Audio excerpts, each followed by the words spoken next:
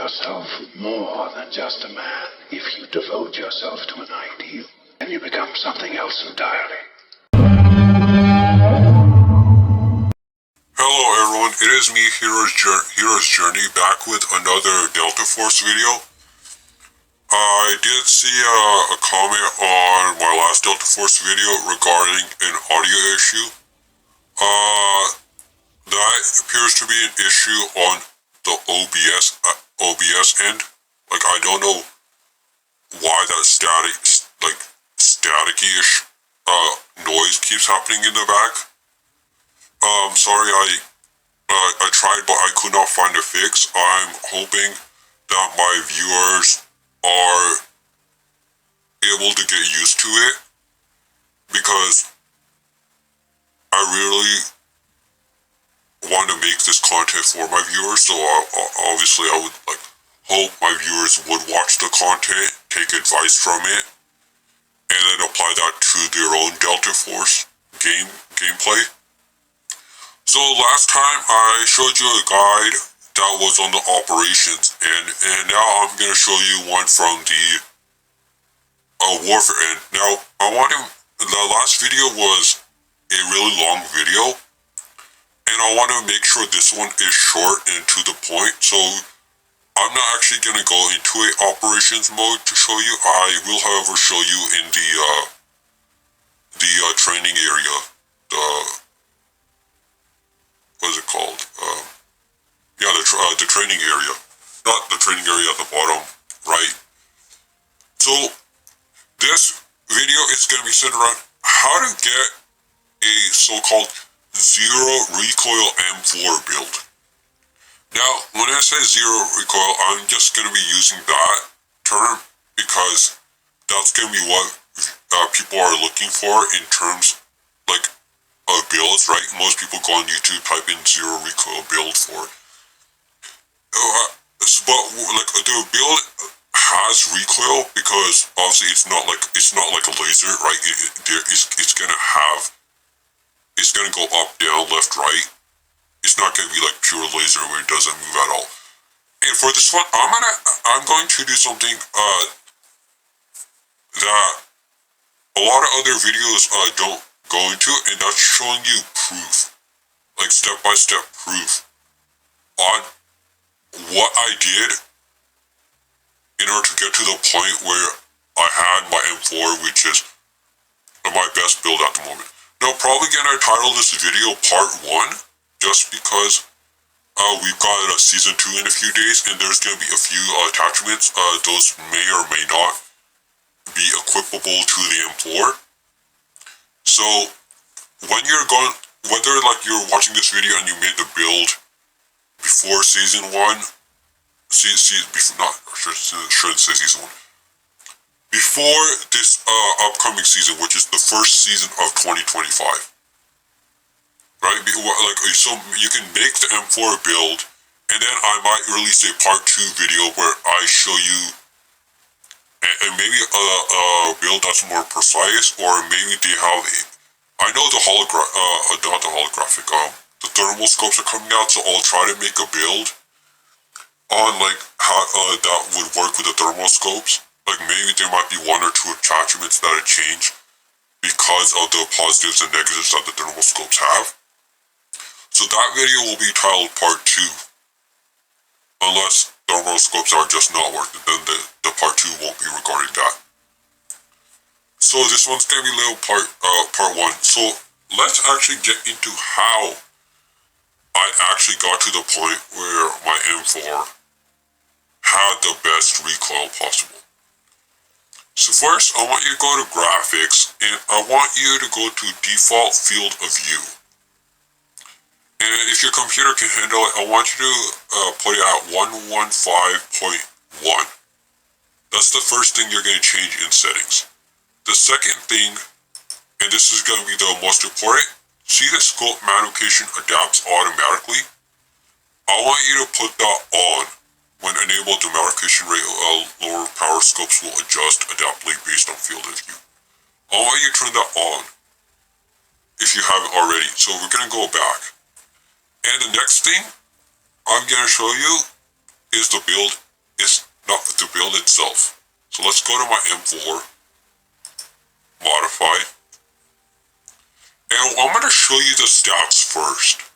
So that way, you can, when you're going further into the video, you can actually believe that what I'm telling you is actually true in terms of the point I'm trying to get across. In case you're comparing my video on M4 builds to other videos you may have seen in terms of M4 builds.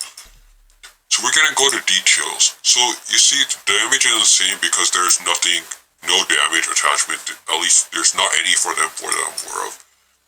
Now the thing I wanted to focus on is control. So do you see this pattern? This is like what the M4 will look like when it has no attachments, right? In a lot of videos, they'll like, or at least like back during the beta, like I've seen a lot of videos not during the beta, but also after, where a lot of people were able to get the recoil of the M4 to where it almost curves like this. They were able to get it towards below the neck down. And I've seen videos titled that as zero recoil, and I used that, I then made that exact build they did. But I could not get it to the zero recoil they're showing, so I was like, okay, is it like they have some kind of special mouse? Because I don't have a special mouse. So I've got like a very basic gaming mouse, you know, a few buttons on the side, and that's it. There's nothing special about the mouse that would make changes to the game. So it's just a basic gaming mouse. But I was able to get the recoil down to this much. And I was like, wow, I've never actually gotten the recoil down to that much. So I was like, okay, this build definitely is better. The handling is just +2. You have to sacrifice some ADS if you want to have a control this precise. Stability is +5, so that the breathing sway is negative, but if you're precise enough, like since the build is supposed to be as precise as possible, I mean, you won't be breathing long. Like you should be able to take down the opponent or land enough shots that when you stop breathing, you still could end up getting the win.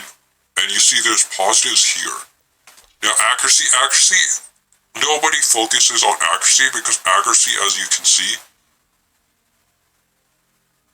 it's all related to hip fire. So that's the details page, right? And now let's actually go to the attachments themselves because you need the attachments before you can calibrate it. So let's start with the muzzle and we'll go around to the grip. And then I'll show you in firing range why this build is the way I have it. And why I call it like the best recoil, or the zero recoil. So I have the sandstorm vertical compensator. You have firing stability, vertical firing camera stability. You got negative handling blinding flash. So that's the sandstorm vertical compensator. And now we're going to go over to the barrel. Now the barrel I have is the AR Gabriel long barrel combo. And these are, you can see the positive control, stability, range, muzzle velocity. Muzzle velocity has to do with the actual round itself. Like, does it take too long to... I believe that's what muzzle velocity is. Like how fast the round can actually hit the target. You got negative handling. This is after calibration. So you won't have to, you won't see this until after you calibrate. I'll show you calibration later. And for the rail, you have the modular handguard panel. I did because control and stability. You do have negative handling, but and I use see I have that for the rest modular handguard panel.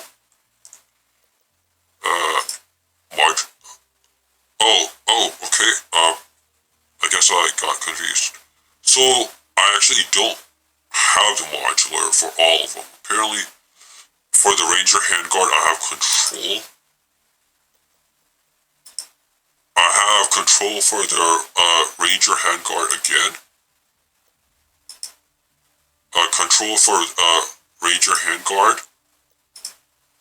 and control for range of headguard. So I only have 2 of these. And the reason I completely forgot, sorry about that I actually did those adjustments, it's because of the handling. Like you saw here and here that you have the handling. Like you don't want your handling too low, but you do want some like effect on control. So those are the attachments here, and now we go into optic. So because handling, I know that's a negative there, I have the multi-purpose tactical riser. I have the panoramic red dot sight. Now you could pick any of these if you wanted to. That's completely up to you. I just prefer this one. And what this is standing on is the micro sight riser. That's because the handling and the weapons, even though it's got the negative on the weapon stability when firing. So then I'm gonna skip cheek pad, and you'll understand in a second why. Because we go to the stock, and you have the M16A4 stable stock, which has control. After calibration, you have these effects. You see more control, and you got firing stability. And what this does, okay, it doesn't say down there. What it does, the M16A4 stable stock, is it opens this attachment here, the universal cheek pad.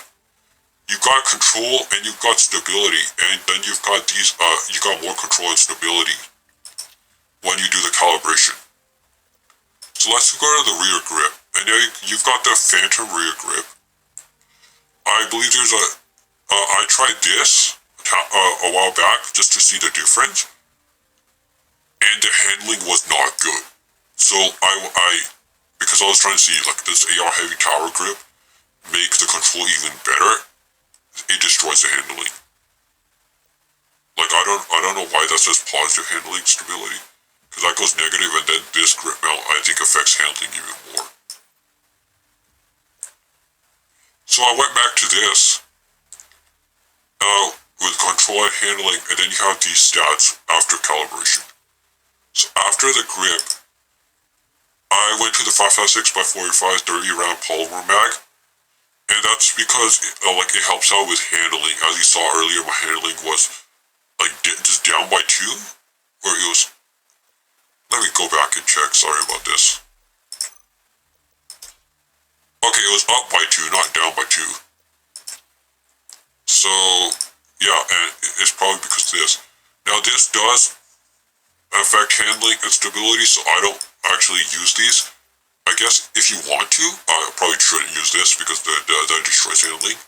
You could go with this if you want, but you probably shouldn't go. You should go with this, and then you have the attachment on the mag, which helps out handling. It's the green small mag assist, and the reason I have this one, even though these two are the same, is because I prefer it to have the exact color as the skin I have. Hold on, let's. See? It goes to black, it goes to sand, and then it goes to the green.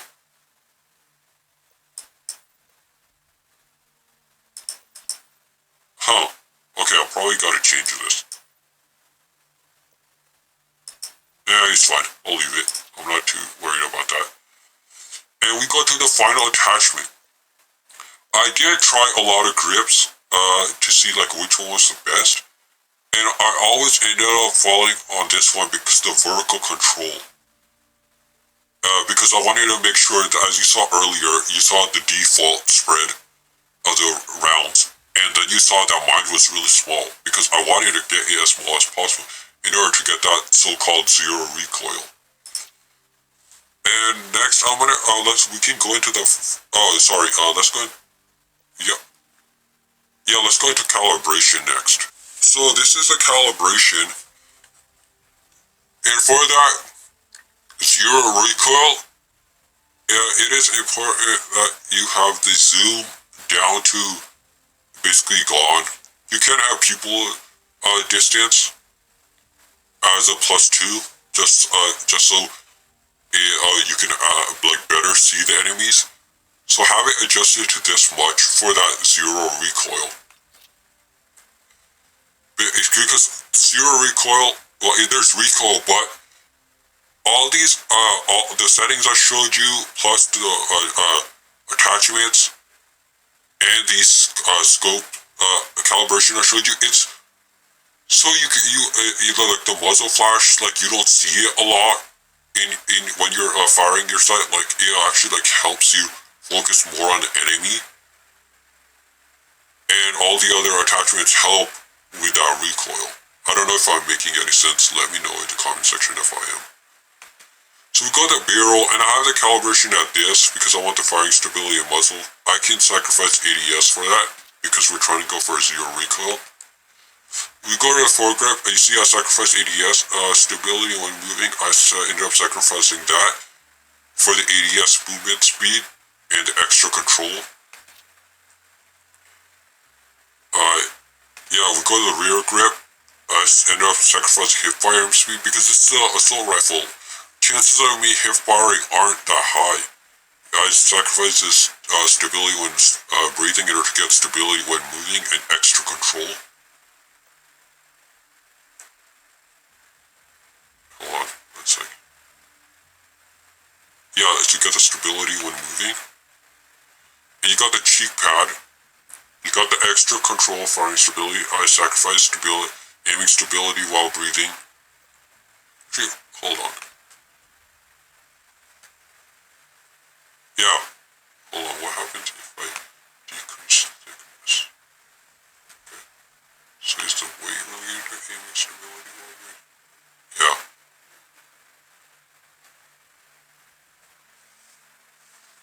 So I'm firing stability, extra control, can sacrifice hip fire and aiming stability while breathing. And then we went to the stock. Sacrifice aiming stability while breathing to get extra control and firing stability. So, do you have to get firing stability? Although I'm wondering if I change that. Firing stability, yeah. And extra control, yeah. I was correct. I don't need to get that number up. That would have screwed more up. So you got. Yeah, it's good on here. So, then we can, I showed you calibration, I showed you the stats, I showed you the attachments. So let's actually go into the firing range so we can actually see if the information I'm giving you is correct. Like, because we want to get the recoil, like, because I'm a casual, a casual player, like, I don't got time to buy like expensive mouses and all that whatnot. So this is without breathing.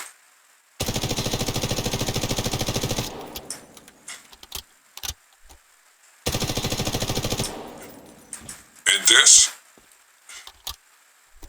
is with breathing. Now obviously I'm using the mouse, like I'm moving the mouse slightly in order to attempt to control the recoil and keep it on target. So this is breathing with. Notice that? The rounds actually hit.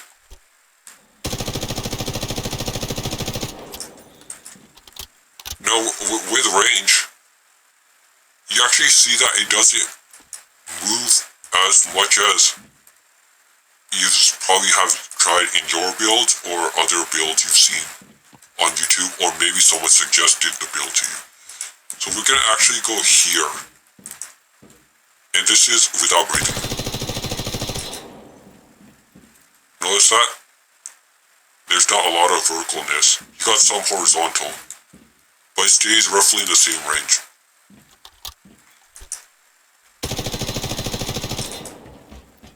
And you got still, and now this time it went a little more angled, but you're still in the same range. You still have a lot of rounds that still make it to the target. We could even adjust.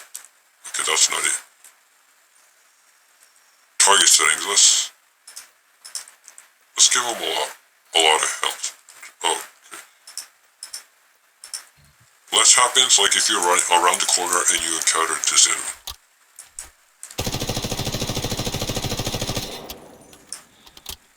Okay, this enemy, I guess we gave him a lot of health. But you can see a lot of the rounds actually make it. Now let's try the head.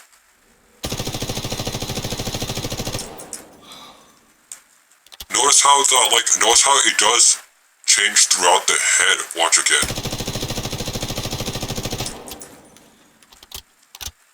Notice how there is recoil, like there is changes. It's not like a laser, but it still stays in the head area. And because if you're going around the corner, like if you're going around the corner, and somebody shows up, you want to be able to take them down. You can even test the ADS, what is it, movement ADS speed? Like it's decent. It's not extremely fast, but remember, you're trying to go for an accurate build. And this is while standing. So I'm gonna end the video right there. Again, I hope you can get used to my voice, because I want to continue making these Delta Force videos for you to watch, and I hope you continue watching. So, I mean, let me know, did this build actually work for you? Like when you tried this build, using all the settings I told you, using all the calibrations and the attachments, did you get the amount of recoil that I had? Or did you end up finding an even better build that's even more accurate? Let me know in the comment section down below. My next Delta Force video, that will be, like, I believe the next season, season 2, also known as the first season of 2025, starts on Friday. Now, I don't know if the new attachments are locked. Either like you have to get a certain level in a battle pass, you have to unlock them through some event, or if they're just added to the M4 levels. Like in, I believe, like when you, here, let me show you.